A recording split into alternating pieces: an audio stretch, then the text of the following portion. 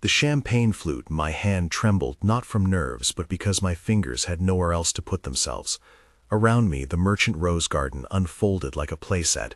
Clipped hedges, strings of warm bulbs, a band smoothing light through a saxophone.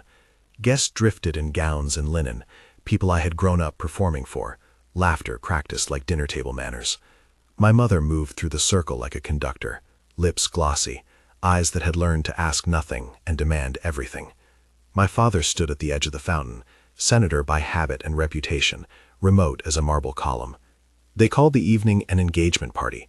It was a spectacle designed to seal an arrangement already decided elsewhere, a life negotiated in a room whose air smelled of cigar smoke and translated advantage. I wore a dress I did not choose, a smile I had practiced in a mirror until it fit. At 20, I had come to know the ritual trades, smiles for stability, feigned surprises for mortgages, whispered congratulations for deadlines met.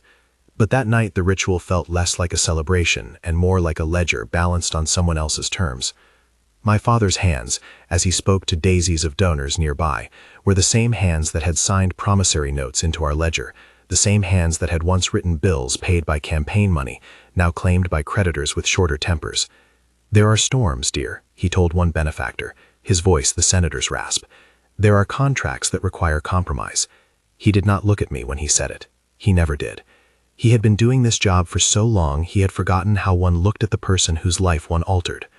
I had spent a year in art history seminars, tracing paint strokes under a microscope and learning that surface often betrayed less than those who kept looking.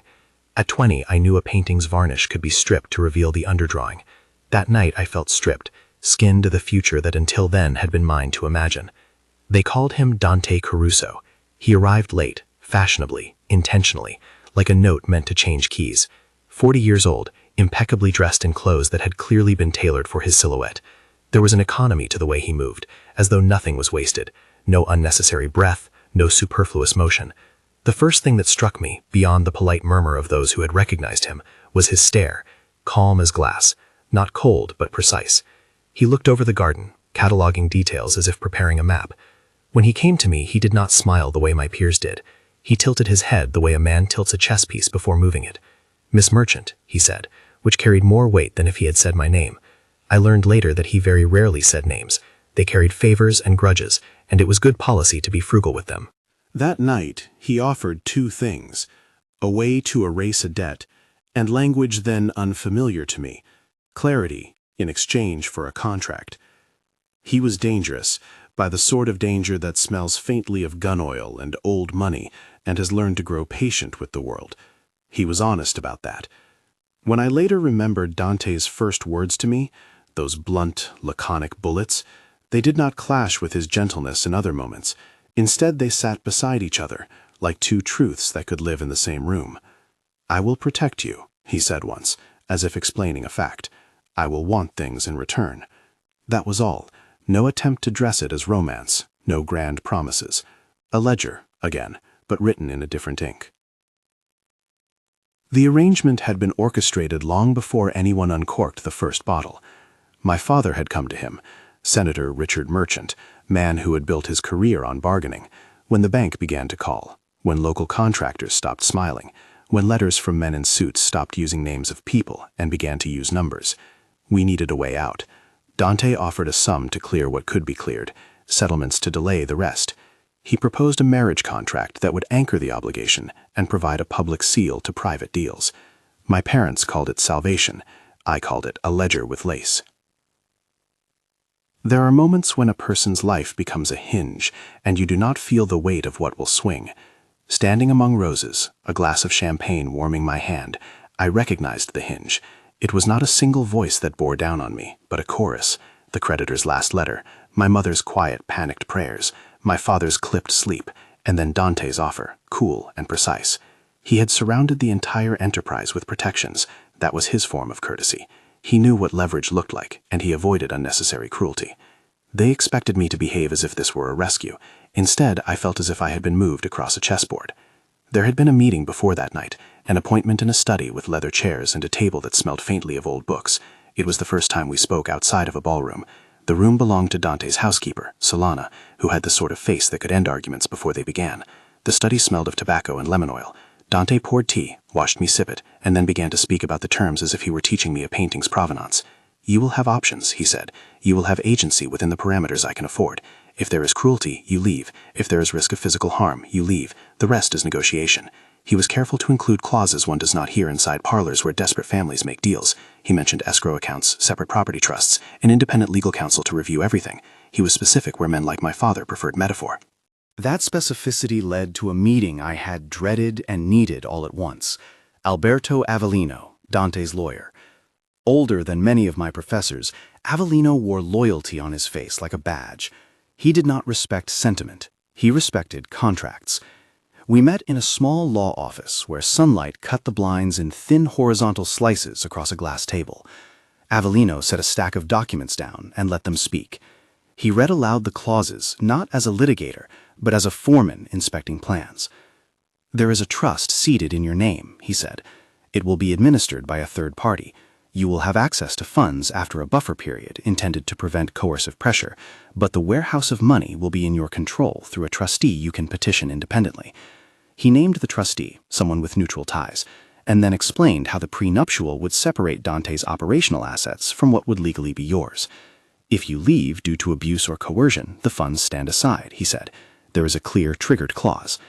He described without flair the relocation provision, documentation, safe houses, new identification if required. He also insisted I have my own counsel, not Dante's, a point he insisted upon more than once. I remember the flatness of the paper under my wrist as my signature traveled across the line. There was no flourish. Signatures, oddly, feel like surrender only in stories. In life, they feel like a tool, a permit you grant yourself to move forward. I signed because the options were fewer than the risk. I signed because my parents' bedrock had cracked and mortgages were more literal than metaphors. I signed because to refuse would mean a slow ruin, property reclaimed, reputations shredded, my mother's social world remade into humiliation. Still, the moment was not without friction. My hand trembled as I held the pen. My voice trembled when I asked about the right to leave. Avellino's eyes softened, which was a strange concession from someone whose job was to be unforgiving on paper. "You will be as protected as the law can make you," he said. "There are also provisions to ensure you cannot be pressured into staying by false claims or threats. You won't be given the illusion of helplessness."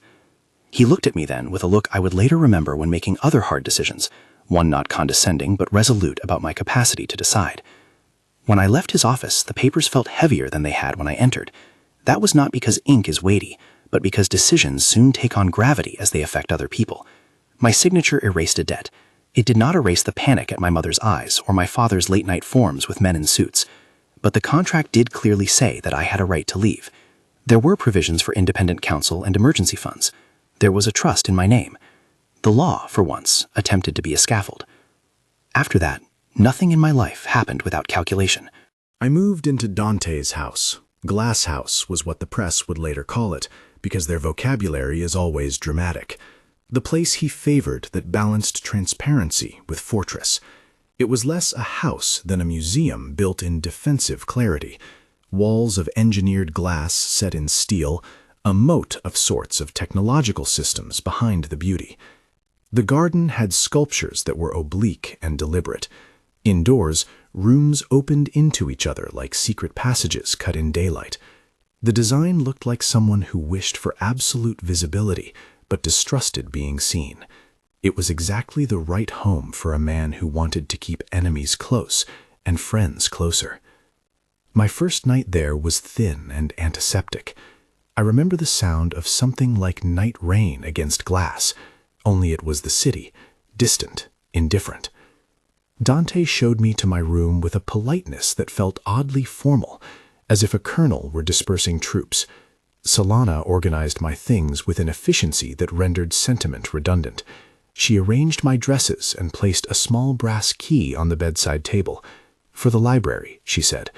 "Mr. Caruso believes knowledge is the first defense." The key was literal and symbolic. Dante collected books like a man who believed in the accumulation of patterns. The library was his cathedral, floor-to-ceiling shelves, a ladder that rolled across aisles, leather-bound volumes with bent spines. A heavy desk sat under a skylight. There were maps tacked on walls, annotated with a kind of ink that suggested surveillance rather than mere geography. He handed me an index card once with a list of names and dates. "Start here," he said. "Read." We fell into a routine that resembled domestic theater.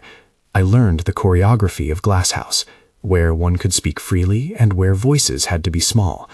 I learned which rooms were for performance, dining room for receiving associates, study for negotiations, and which rooms were for other tasks. I attended dinners where men spoke for consequences, and where I initially listened like an anthropologist cataloging rituals, the glances that confirmed loyalties, the half-smiles that scouted for fractures.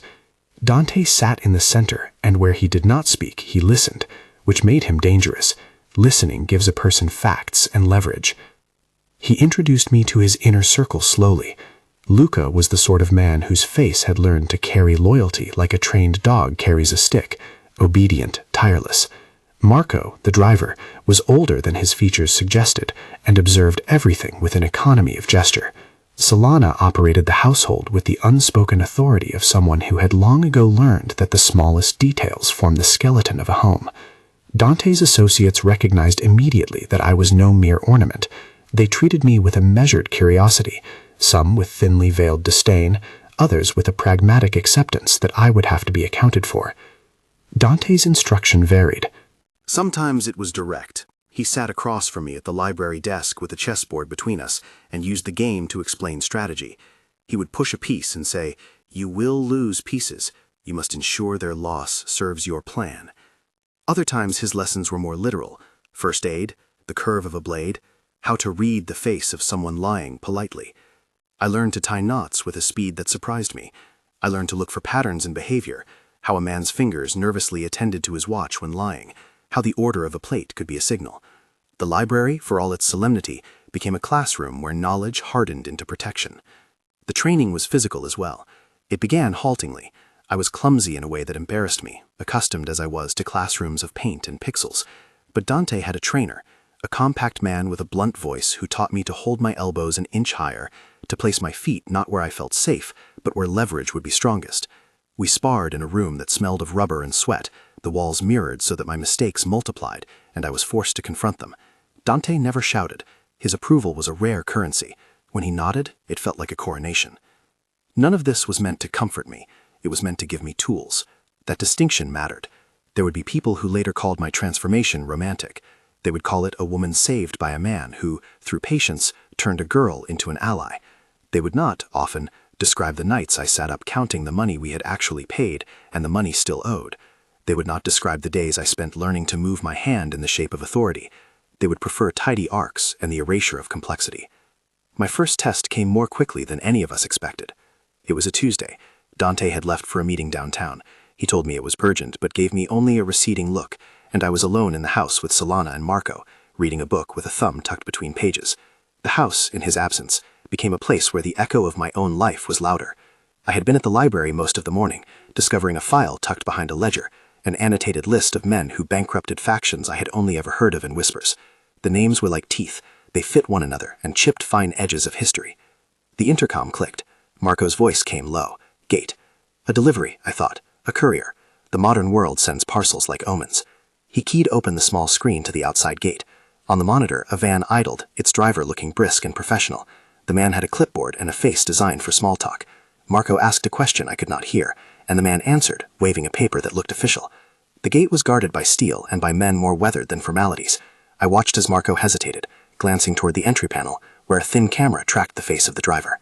Then there was a movement in the van, quick, a figure stooping, and a second person stepped from the shadow. His face was obscured by a brim. He moved with the casual precision of someone who had practiced being in the right place at the right time. Something in my chest tightened. It was not fear that moved me first, but calculation. I stood and walked to the intercom. The microphony chewed the sound of my voice and spat it out in the foyer. "Who are you?" I asked. "Delivery for Senora Merchant," the man said. His voice was ordinary. He had a scanner device, a badge that caught the sun. But his peripheral movement, an elbow quick to a pocket, did not belong to men who only delivered packages. The camera caught the second person too. He was too intent, too still. Marco's hand hovered at the gate control. He looked to me for instruction. That small action, his expectation that I would decide, felt like a tiny pivot. Up until then, I had been the symbol within Dante's house. His people had expected me to play the part. Now authority presented itself like a glove, and I could either take it or leave it on the table. "Hold," I said, crisp. My voice surprised me, not for its sound, but for the clarity of what followed. "We are expecting nothing. Identification through the port." I directed Marco with the voice of someone used to being obeyed. Already from my library hours and winter evenings of practice, I had learned that timidity invites risk. Marco obeyed. The driver flapped an official-looking badge and a paper. He said politely, "It's urgent. Senator Merchant signed for this dispatch himself. He wants it to be accepted immediately." My father's name, used like a key, was an attempt to smuggle urgency into compliance. It was a common tactic. Attach a known name and the guard lowers his hand as if the name were a talisman. Marco frowned and looked to me. "Verify the signature," I said. "Get a call back to Senator Merchant's office." "You want me to call him?" Marco asked, voice thin. The man outside pressed forward, their posture suddenly less casual, more rehearsed. A second later, a man in a gray suit stepped out of the van with a piece of paper and moved toward the gate as if he owned the gravel. There was a quick flash in that movement, a wrist that bulged the wrong way, and Marco stiffened. Luca, who had been in the entourage inside doing maintenance checks, appeared at the foyer like a shadow deciding to materialize. He bristled into the frame and looked at me with a look that asked permission to escalate. Permission is a strange thing to grant. There are 1,000 small moments in which action becomes precedent. I could have insisted Luca perform a standard check, escalate to Dante's secure line, and let professional men handle confrontation. Instead, something in me, a low hum of authority newly claimed, pushed against the old script. "No," I said, and the single word folded over the foyer like a drop of ice. Open the gate for the van to park at the curb. I will speak to Mr. Lombardo's courier through the intercom. No one enters without my say." Luca's jaw slid, and then eased. He had known I would be as I was, young, inexperienced, but not negligible. The men outside shifted, readjusted their smiles. The man with the badge tried to push an identity across the intercom. I listened. He stuttered in ways a practiced liar does not. Marco made the call to the senator's office and came up with a busy tone, which could mean many things. Time narrowed to small sensory points, the smell of the van's exhaust over the hedge, the texture of the brass intercom under my palm, the way the second man's hand kept returning to his jacket like a habit. I felt my heart lift and then steady. I was suddenly aware of Dante's words about leverage and losses. A lesson from the gym came to me, how an opponent's breath gives away intent. The training coiled in me, an answer to be applied. "Sir," I said into the intercom, and the sound of my own voice seemed to surprise me. It was not young at all. "You can leave your delivery by the gate. Do not, under any circumstance, attempt entry on foot. We will instruct you otherwise if necessary." The man outside hesitated. "This is overseen by Senator Merchant's office," he insisted, but his voice was now thin, irritated. He began to burk the names of offices and men, papers of authority, as though they could press the world into compliance. A sudden scuffle by the van drew off my attention for a moment. The second man had produced a small device and was moving faster now. Luca moved like an animal at that cue, closing the distance between himself and the gate. He did not shout. He simply stepped forward and gripped the outside of the gate with a hand that had known the smell of gun oil. The man outside cursed and shoved at the gate. Marco moved to the keypad and depressed a sequence that sent the gate downward, but not before the man from the van lunged. He did not enter. We held the line, but the shove was enough to make my heart beat like a trapped bird. He had been testing thresholds, physical ones, and my refusal had been precisely the barrier he did not expect. It was a test of our resolve. After a tense minute that felt like an hour, the men in the van realized the house would not yield and drove away with an expensive impatience that tasted like threat. Marco watched them go, wiped his palms on his trousers, and then turned to look at me with a new light. Luca, who had been trained to read the faces of men who pulled on gates as if pulling on throats, nodded once, offering not praise but acknowledgement. Dante's courtyard had many experienced men. My command over that small moment did not make me one of them. It was a wedge. When the van had rounded the corner and the house settled into the sigh that follows alarm, I sat down on a bench in the foyer and realized I had been shaking the whole time. The shaking had nothing to do with the van and everything to do with the simple fact that I had spoken and had been listened to. "Good," Lucas said finally. "You did not flinch." "You can say that because you were here," I answered. My voice was husky with adrenaline. The truth was I had been frightened, but fear had been a tool rather than a possibility. Fear sharpened choices. Solana came and poured tea as if we had held a rehearsal in which the tea was the last act. She placed a cup in front of me, and when I took it, my fingers did not tremble.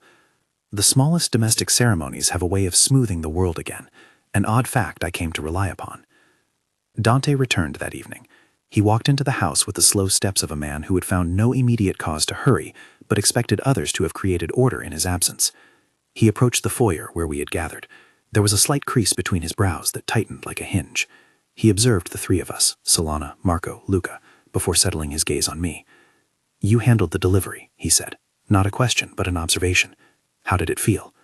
"It felt like a test," I said, "and we passed."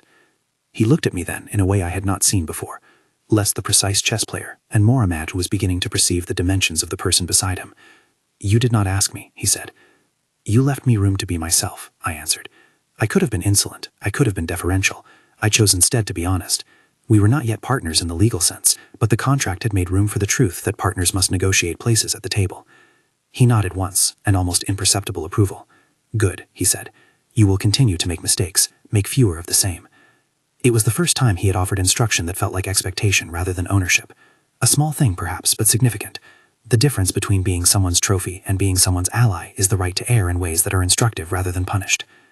That night, in the library, I took the brass key from where Solana had left it on the desk and walked between the shelves. I ran my fingers along spines of books that smelled of dust and power. In an alcove beneath the skylight, I found a small ledger Dante had placed there for me, the first in a series of documents he had started to leave by habit. It was a list of names, men who had names that could open and close doors, and beside them were words, often two: loyalty, risk, moderate, compromised. I read until my eyes blurred. The world had changed. The ledger had codified reality in ways that ink does best. It made decisions portable. It allowed me to see the architecture of power as one sees strokes beneath varnish. And then in the quiet, something like resolve formed. I had not been dragged into a fate I could not alter. I had been offered a choice I could not refuse. The contract had given me tools, legal protections, trust funds, a trained household, the right to walk away.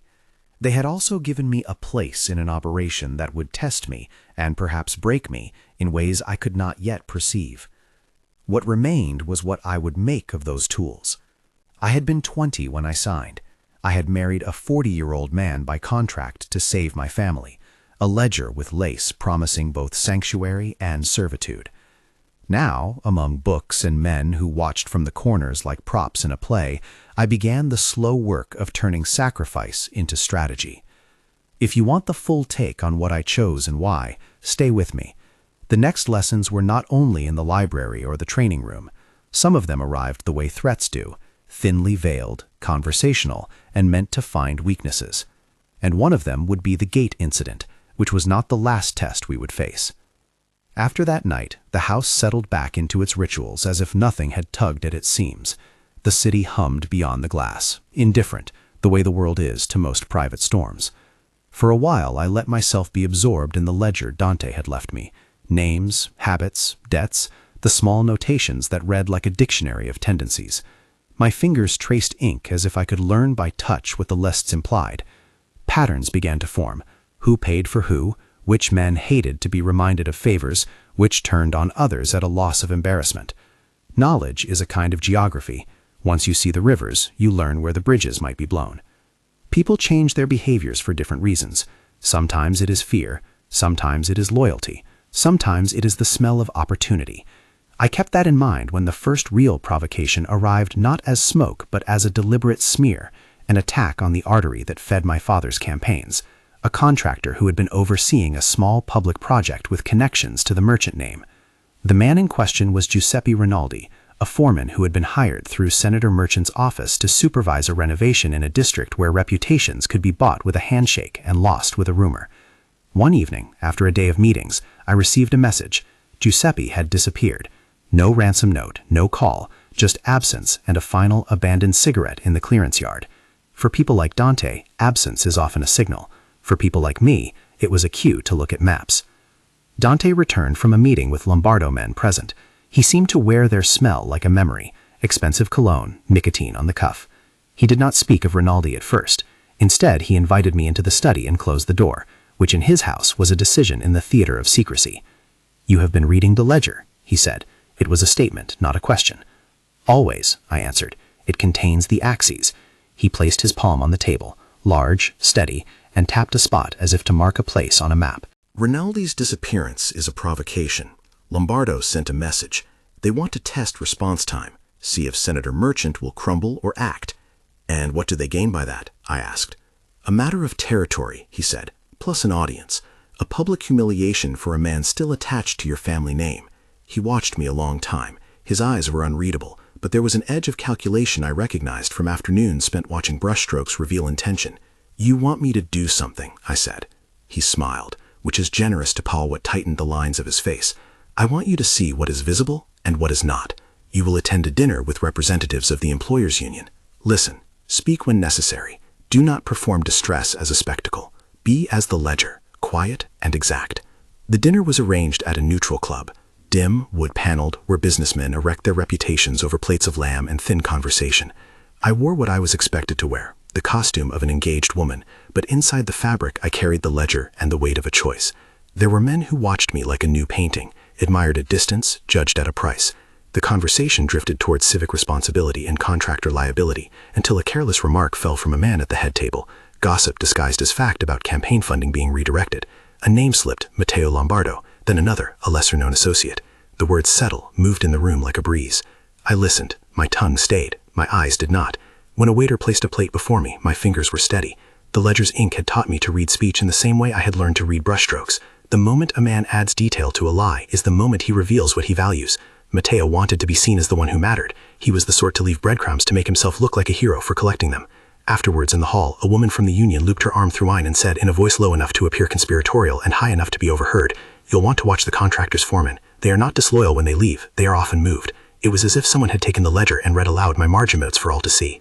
The trail narrowed, not to Lombardo's lieutenants, but to the small men who work between empires, somebody with access to schedules, and ability to turn dates into ghosts. I began to map movements, delivery vans that arrived at odd hours, payments that showed up in obscure accounts, men whose hands were always busy with watch chains, and who enjoyed the dignity of speaking up with false courage. At the center of this knot was a name I had only half expected to find, Matteo Romano, an operative in our own orbit, an old man whose neatness hid a hunger for more than respect. The discovery felt like a small betrayal. Men like Matteo were not grand conspirators. They were brokers of convenience who traded reputations like currency.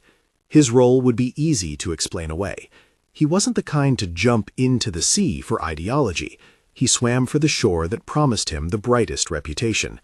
That made him dangerous, because opportunism is fluid and therefore hard to pin.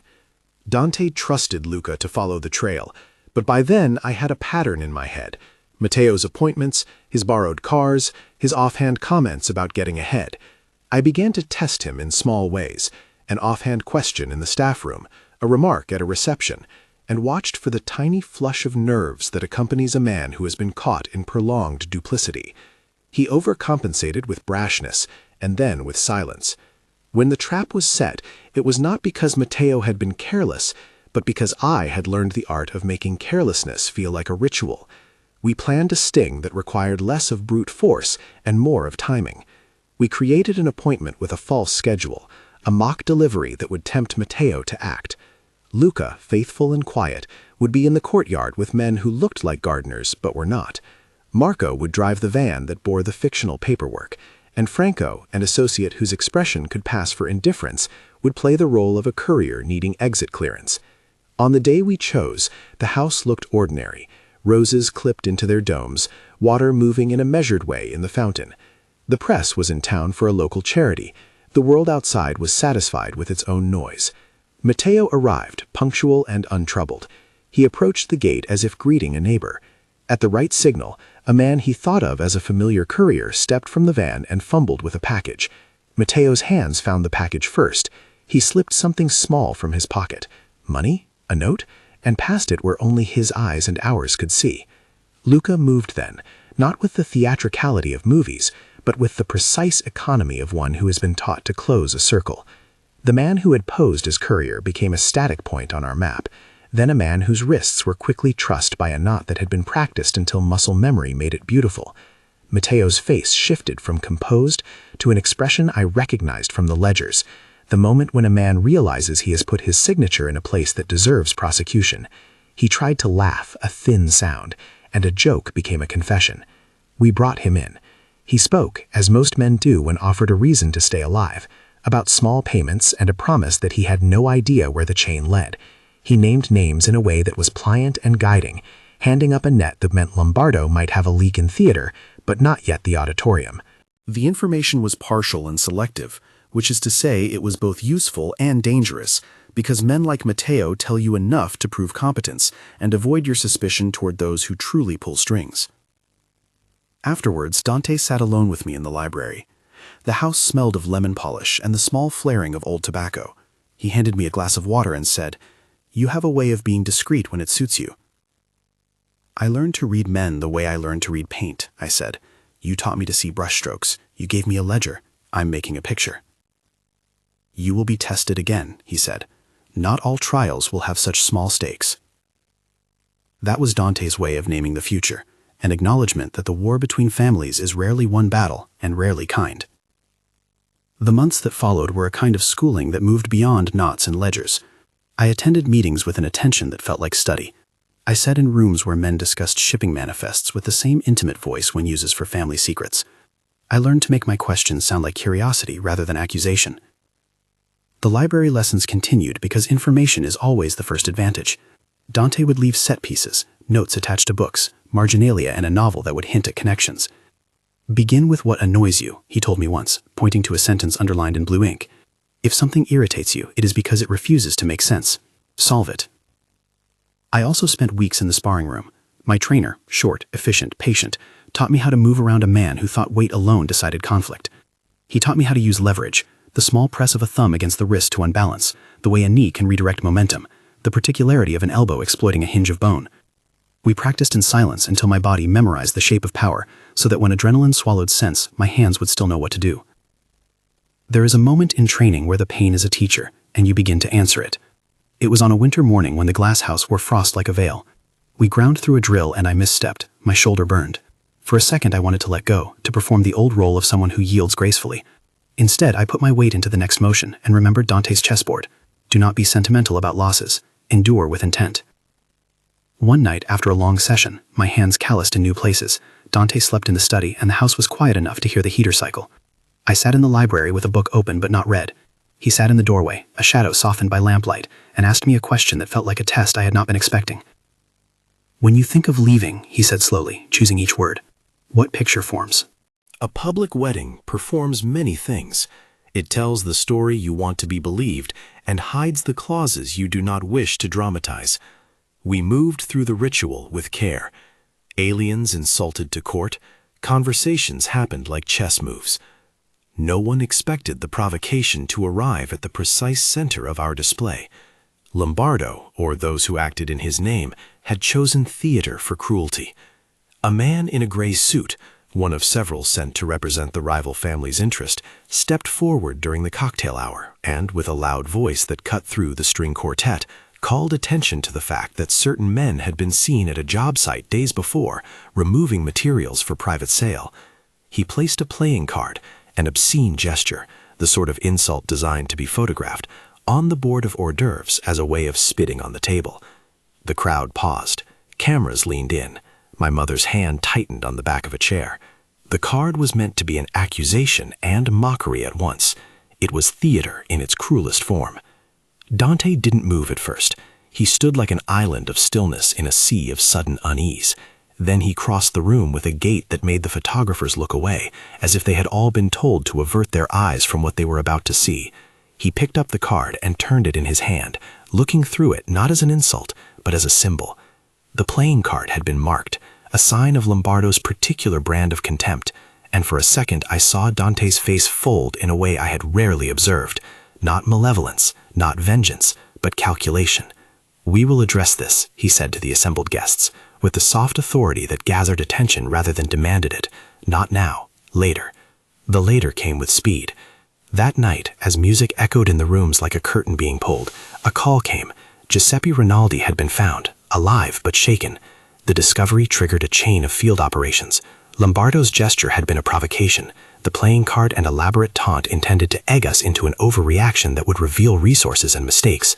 Instead, the discovery of Rinaldi gave us an opening, a chance to force Lombardo into a corner where his own arrogance would be his undoing, or at least that was the hope. We assembled in the study. The house's light softened into the kind of glare that makes midnight feel like day to people used to working long hours. Luca unfolded a map. Marco checked radios. I leaned over the desk, my hand resting on the ledger as if it were a talisman. "You will not be a spectator," he said to me, which in the months since our first days had become more like a plan than a command. "You will contribute and you will be present." I surprised myself by the steadiness of my answer. "I will do what I can," I said. "If there is a place for me in the field, I will be there." The plans were surgical rather than theatrical. We would identify the traitors who had provided logistical support to Lombardo. We would cut communications. We would apprehend the couriers and, if necessary, coerce testimony. We would avoid an open street fight if possible. Dante's empire prefers to be efficient. It dislikes sloppy spectacle. I wanted to believe we would be surgical and precise, but the world has a way of turning plans into frantic improvisations. The execution required patience. We waited for Lombardo to move, to pull a thread we could follow. We set watches on likely meet points and couriers. Days stretched like bands of tightrope. I attended meetings, gathered information, and learned that what passes for courage to many men is often invention designed to hide small cowardice. We found patterns of communication, a courier who always used a particular route, a safe house that smelled faintly of lemon oil, an odd detail that stuck in my head because Dante's housekeeper used the same cleaner, and the way a man's wrist would betray him when he lied. The actual clash came not in a cinematic street shootout, but in a warehouse on the far side of the city, a place of dust and rust where shadows hide what light reveals. We moved in under cover of dusk, with Luca's men forming the visible ring and our own quieter contingent slipping through a service entrance. I was not the most obvious choice for the infiltration team, but the plan required a hand who could be both discreet and decisive, someone who could talk herself into access and then turn into a blade when necessary. Inside, the air was thick with oil and machinery. We found men moving like harried insects, and among them was a figure who had once smiled too comfortably at receptions and had the neat hands of Matteo. He tried to spin the moment into a joke to make himself seem small. He was not. Men like him cannot live small for long. The world demands they make themselves into something larger by betraying others. When I stepped forward to speak to him, he tried the same tired line. "I'm a small cog." It was meant to placate. "You're the part that sticks a finger in the wheel," I said, my voice low. "Why sell a job site?" He laughed, an ugly sound. "Because someone pays better than gratitude." "You gave names," I said, "to the wrong men." He opened his mouth, perhaps to lie, perhaps to attempt to bargain. I saw the hawk of panic in the whites of his eyes. It happens when men think of themselves as clever and then discover they are not invisible. It was not only words that mattered. My training taught me how to close distance without being seen. A man lunged, perhaps hoping to take me by surprise. I turned my elbow into his sternum with a movement that felt like a paragraph. Short, precise, effective. He fell. Another man moved to intercept, and I used a wrist twist I had practiced until it was a reflex. There was a small, controlled violence to the moment that felt like cutting rope. Necessary, not cruel. We bound them. We called in Luca to do the heavy work. Questions asked in the right tone, threats posed by men who had been raised to possess restraint as much as force. The men we had captured varied in their courage. Some were like Matteo, hollowed out by a hunger for small fortunes. Others were frightened and offered names, hoping to trade life for less trouble. We extracted the web they had woven, and then we cut it. Back at the glass house, Dante and I sat at the desk with a stack of statements that began to look like a long, ugly proof. The names wound outward like the rings of a tree. Lombardo's irritation with us had been useful in the sense that it had shown his hand. We used the material to isolate his lieutenants and turn them inward. Lombardo's pride was his vulnerability. He liked ostentation, and so, when given the choice of a public face, he made mistakes. When the public reaction came, it was immediate. Lombardo's press machine attempted to spin the story as one of political witch hunts and overreach. The senator, stuck halfway between being a father and being a public servant, issued a statement framed like a ledger entry, gratitude for the discovery and a firm request for calm. My mother cried in the afternoon and later put on a mask that made her composure their problem. For a few days, the city buzzed with the scent of scandal, the way certain crimes smell to people who want to smell them from a safe distance. The victory was not total. We had won one battle in a war whose parameters were not yet clear, and the costs were practical. Men questioned in custody, reputations tarnished, favors that had to be repaid in kind. The main outcome, however, was different. I had been in the field. I had made a choice under pressure, and not simply played the part of the beautiful bride. The ledger and the training had met in a way that felt like the uniting of two crafts. After that night, things in the house shifted. The men, Luca, Marco, others, began to consult me when details of social appearance blurred into strategic terrain. Dante's inner circle, once cool toward me, offered small acknowledgments now. A cigarette passed without a comment, a gaze that said respect without condescension. It is a strange human thing. Small tenders of recognition mean more than proclamations. There were private consequences as well. In the quiet hours after a long day, Dante and I would speak of future possibilities, not as idealized plans, but as logistical outcomes: where to place funds, how to rearrange delivery manifests, which alliances to shore up. He began to let me into operational conversations, not as someone to be whispered about later, but as a voice present at the table. "Why would you let me into these rooms?" I asked him one night. We were in the library, a thin moon making the book spine silver.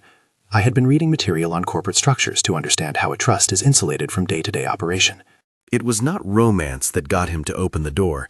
It was trust calibrated by usefulness. "Because you ask the right questions," he said, "and because it is sometimes useful to have someone who can say what you cannot."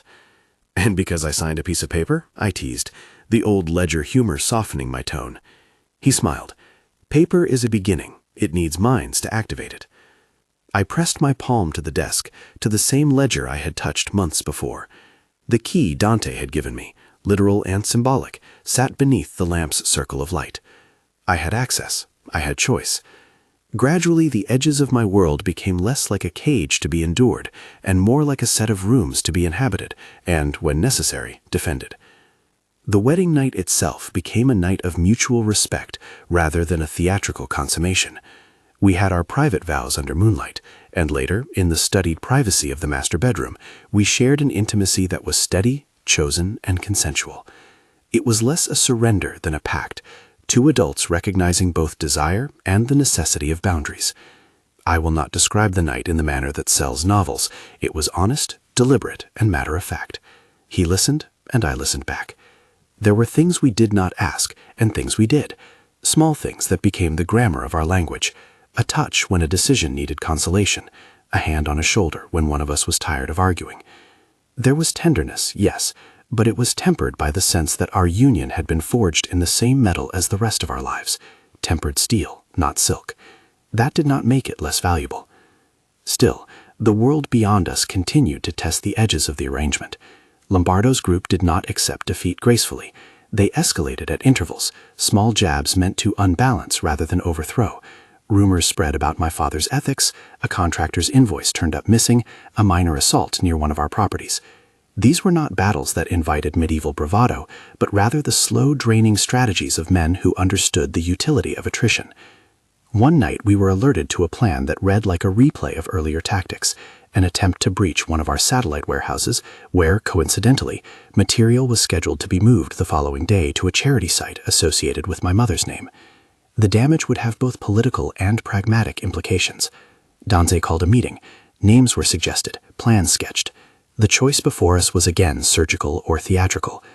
I suggested another way, a public exposure rather than a hidden strike. If we could not stop their inclination toward spectacle, we could use their appetite for it against them.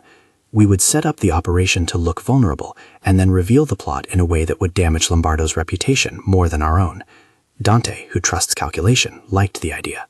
We staged it, a false manifest, a decoy truck, and a carefully placed informer. The decoy worked like a machine. Lombardo's men took the bait, moved to intercept, and were then filmed in the act, fingered not by anonymous sources, but by our own undercover men. The footage made it into the press without our having had to break a window. Lombardo's name became associated with theft and cruelty in the morning papers, and the crowd that had once admired his audacity now rolled their eyes at his brashness. He retaliated with legal threats and a bluster of statements. The senator issued an official condemnation of the attempted theft and reasserted a calm position. In truth, we had forced Lombardo into a position where he had to defend himself, and in doing so, reveal more of his own vulnerabilities. The war between such men is often not kinetic but reputational. Men like Dante understand this as well as they understand the economy of favors. The net result was a slow consolidation of the position Dante and I now inhabited. We were still bound by contract. The trust remained a legal scaffold that ensured my ability to leave should the relationship become cruel. But the real change was not the law. It was the way decisions were beginning to be made. Where once my father had been the principal voice, voices now shifted to a place where I had a seat and a vote. That was new and disconcerting to my parents, who had long done the choreography of their own protection. My mother's relief, genuine at first, moved into a new shape, an acceptance shinier with gratitude and edged with fear as she saw her daughter transform into someone who could both negotiate a settlement and threaten the men who had once frightened her. The aftermath required bureaucratic orchestration. Alberto Avellino reappeared, not with the dry air of an office man, but with the soft spade of a man accustomed to shifting resources in delicate ways. He handled paperwork, trustees, and the activation of certain clauses we had set aside until emergency. There are things the law can do when it wants to speak loudly, and Avellino knew them like a musician knows chords. He wrote letters to certain accounts, called in favors, and quietly moved assets into the trustees' hands. It was an anticlimactic process, less cinematic than it sounded. Phone calls, signatures, the kind of mundane paperwork that actually stabilizes empires. He also made clear something I had suspected, that while the law could protect me from a monster of cruelty, it could not prevent the slow bleed of reputation or the occasional death that happens when men pull triggers in anger. There are limits to paper. That did not make it irrelevant. There were a few nights when I wondered what I had done. Standing at the window of the master bedroom, the city spread beneath me like a constellation of small, indifferent lights. I sometimes felt like a woman who had been given a beautiful instrument she barely knew how to play. Freedom can take many shapes. Sometimes it is the brutality of choice rather than the softness of an open road. I had not escaped the world's hard edges. I had learned to stand inside them and make decisions. As months passed, the narrative the city told about us settled into a predictable channel. I was the senator's daughter who had married a man of means, a union that explained forfeits and rescued reputations. The press liked tidy arcs. They did not always look at the ledger. They rarely read beyond the shiny ribbons. But the people who mattered, the men who traded in favors and information, had learned to treat me differently. A handshake now came with a pause, a question posed with a double meaning. Men began to offer a degree of deference, the polite, practical kind that is currency as much as courtesy. Power is a craft, and it requires tools. I had tools now. Legal protections, trust funds, strategic knowledge, trained hands, access to people who could make a problem vanish or make it louder. More importantly, I had the experience of choosing. The choice I had made when I signed the contract at 20 did not begin to feel like surrender. It felt like a pivot. A pivot does not always mean freedom in the way we imagine it, no wide-open plains, but it does allow for movement that was not possible before.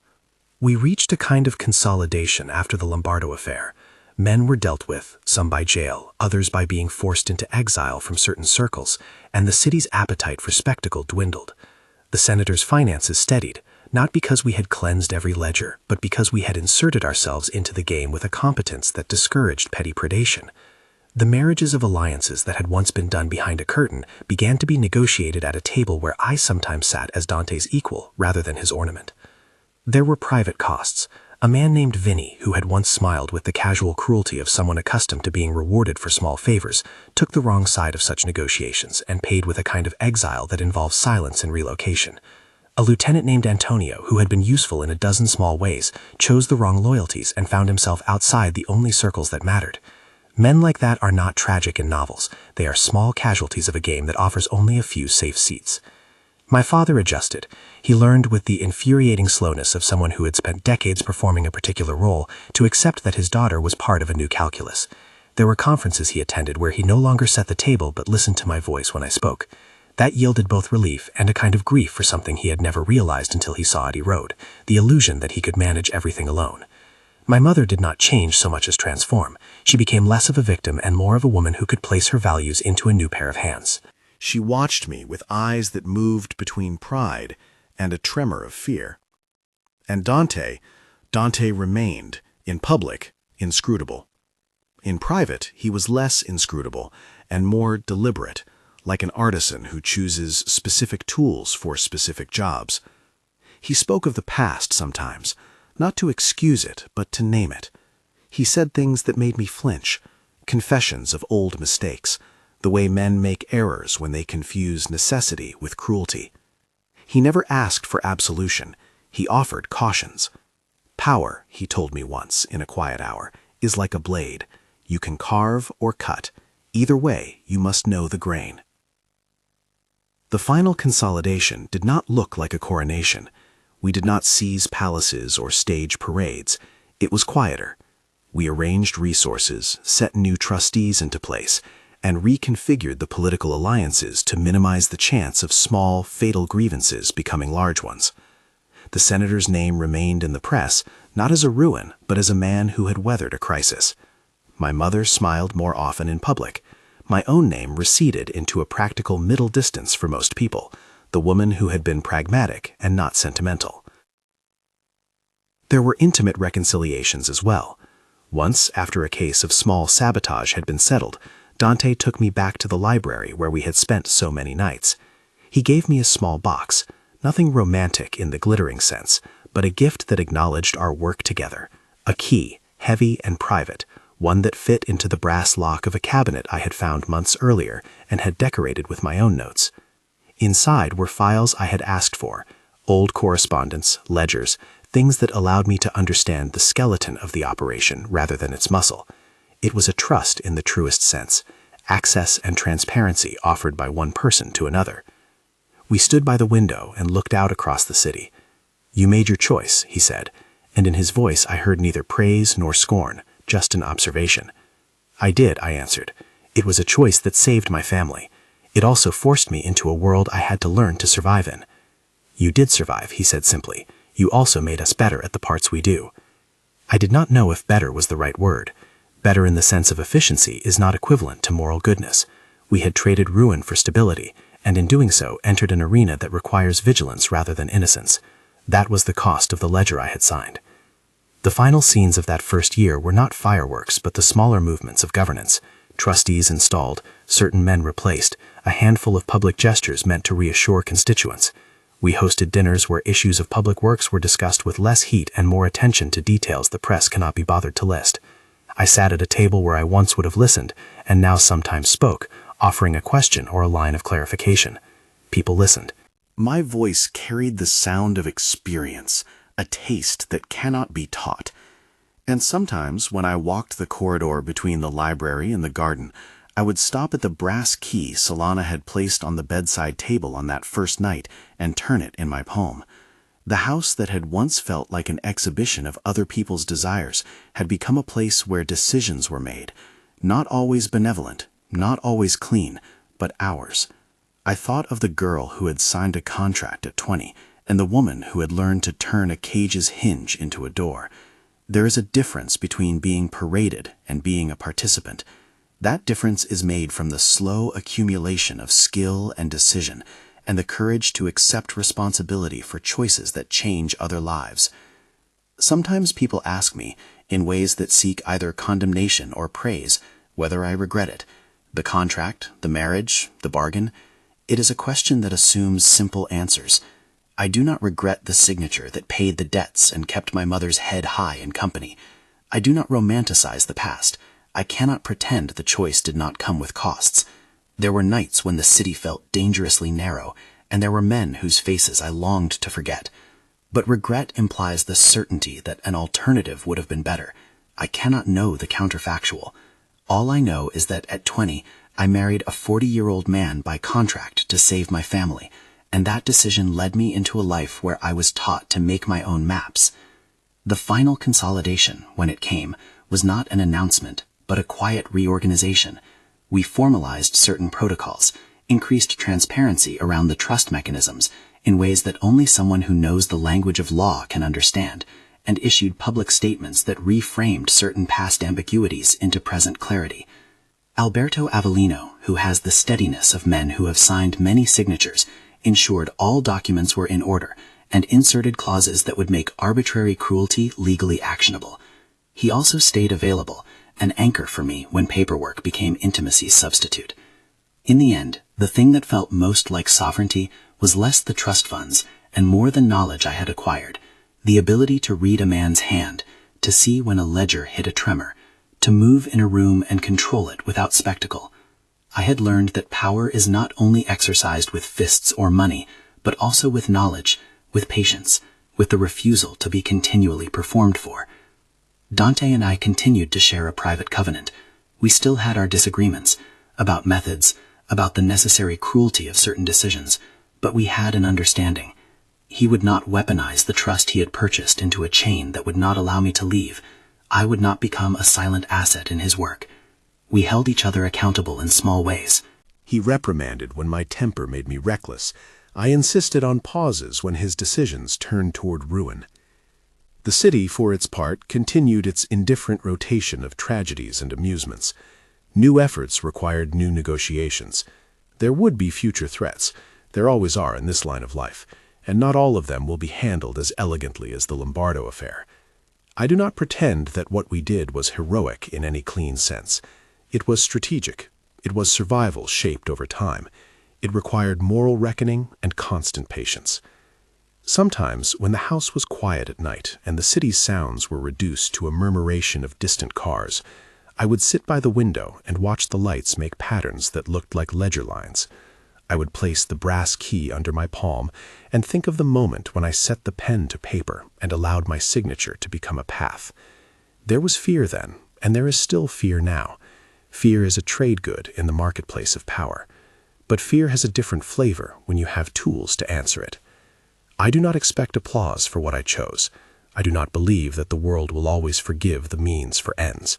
But I do believe, with a kind of stubborn clarity, that the decision was mine, and that the protections we built into the contract, Avellino's clauses, the independent trustee, the escape provisions, were not merely window dressing.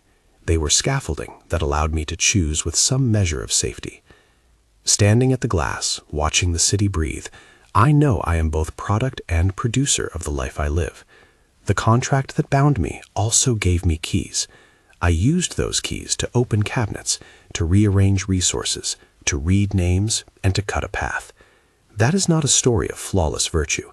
It is an account of one woman's attempt to turn obligation into agency.